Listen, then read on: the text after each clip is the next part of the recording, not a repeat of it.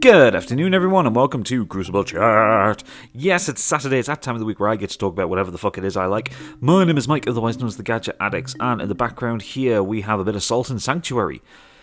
This was taken from a stream I did earlier in the week, and it shows me basically having my arse handed to me by the Cricaean worm. But by the end of it, you'll see me defeat the fucker, because this was my white whale, as it were. But Salt and Sanctuary isn't what I wanted to talk to you guys about. No, what I wanted to talk about is the stigma that comes with being a gamer and an adult. Now, as you all know, I'm 30 years old now, and society sees me as an adult. I don't agree with that, I'm still a child at heart, but regardless, society sees me as an adult. And I have a relatively important job. I have a team of people who are older than me that I am the boss of, and I control, and I tell them what to do and where to do it, and exactly that kind of thing. I'm mad with my own power, as it were. But when I talk to people in the real world, and people ask me kind of, what is it I like to do? What do I enjoy doing? What do I spend my spare time doing? When I tell them that I like computer games, and I also like to record computer games and talk into a microphone and upload it to YouTube for you lovely, lovely people, I get the strangest of looks. People look at me like I'm fucking insane.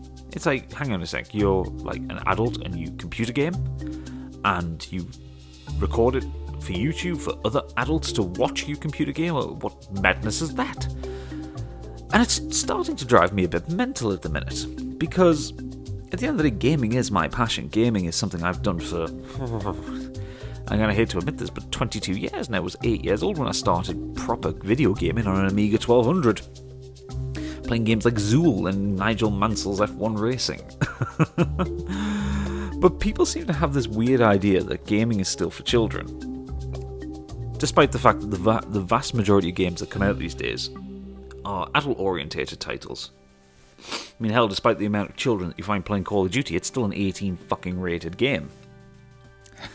But that's besides the point, because I generally find that as a gamer, if I start talking about games to the average person, I'm not talking about going into detail about games, but just saying, like the games I like to play, they switch off. They just look at me blankly. And the conversation tends to die, and especially at work. I mean, granted, yes, I'm being paid to be around these people. I wouldn't socialise with them under any normal circumstances. But, yeah, if I'm at work and I'm talking about games, they just glaze over and just start to drift off. So then I kind of have to... I'm in the situation where I'm outnumbered because the guys on my team are all kind of a generation above me. In fact, 2 of them are old enough to be my dad. They're the same age as my dad. But to hold that conversation, I have to pretend to care about football. And at the end of the day, okay, so my interest in football goes as far as I'm a Newcastle supporter, and that is it. It's literally, I don't go to matches, I don't watch matches.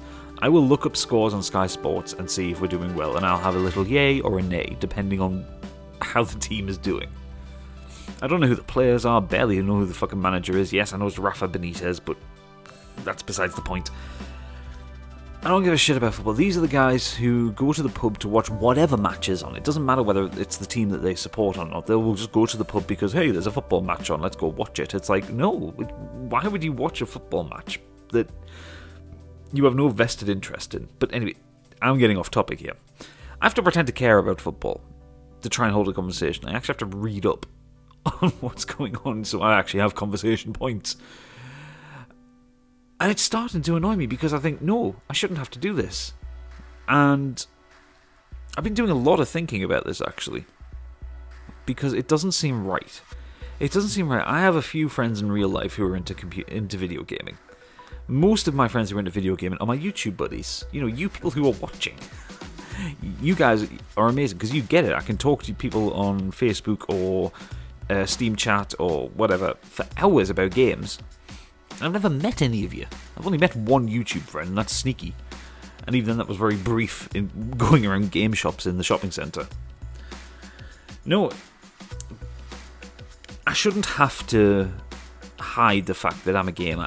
I shouldn't have to deal with people looking at me like I'm a lunatic. Yes, I'm 30 years old. I play fucking computer games. Deal with it. You know what? I am a gamer, and I am proud to be a gamer. I love gaming. It is the most fantastic outlet. I mean, I try telling people that it's this new media source and it's like more involving than any book, film, or TV show that you could want to watch. But people just still look at me like I'm a lunatic. I love being interactive with something. I love sitting there and thinking, okay, I'm in this world. I'm going to influence it. I'm going to do my thing. I'm going to kick some ass.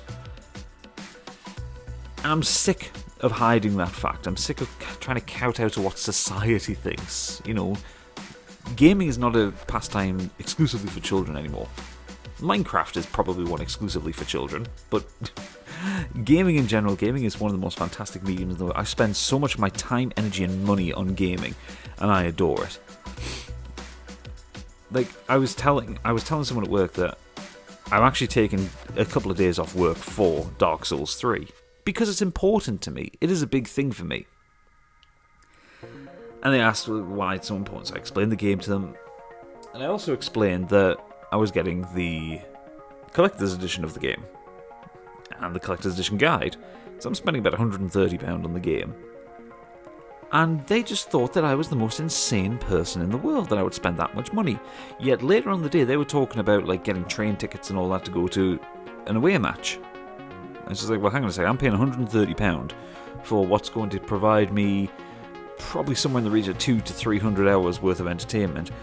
You're paying £300 for train tickets to wherever to watch a 90-minute football match that the team you support will invariably lose and then come home. Yeah, because I'm the fucking lunatic. I'm a gamer, I am proud, and I will game for the rest of my life. And you know what? I want to keep this childlike spirit inside me because I know when me and Emma eventually have children, I can impart that and I can have little gamer children.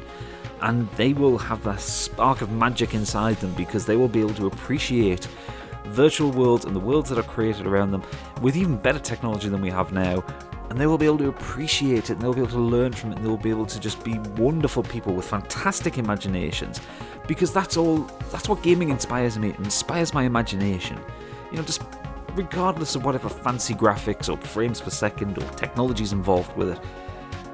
If a game holds my attention, then a game has captured my imagination because I end up obsessing over it. I end up thinking about it so much that all I want to do is play the game more and get involved in the world. And, you know, I'll sit at work in between like conference calls, sitting thinking, right, what am I going to do on this next mission on XCOM? Who am I going to take out with me? Or, ooh, that boss is really, really bugging me in Salt and Sanctuary. How the hell am I going to beat it? And stuff like that. Because it makes me think about these things. So, yeah. I'm making it a pledge to stay a gamer. I'm making a pledge to be the best gamer I can be and to not let the world kowtow me into thinking that gaming is something that I should be ashamed of. And moreover, I'm sick of pretending to give a shit about football. I give a shit about gaming, and that is the most important thing. Anyway, that's all I've got to say about this. If you enjoyed this, please do leave a like and subscribe. Hang around here after the commentary for the winning round against the Kraken Worm. And I'll see you next week on Crucible Chat. For now, thank you for watching, and good night.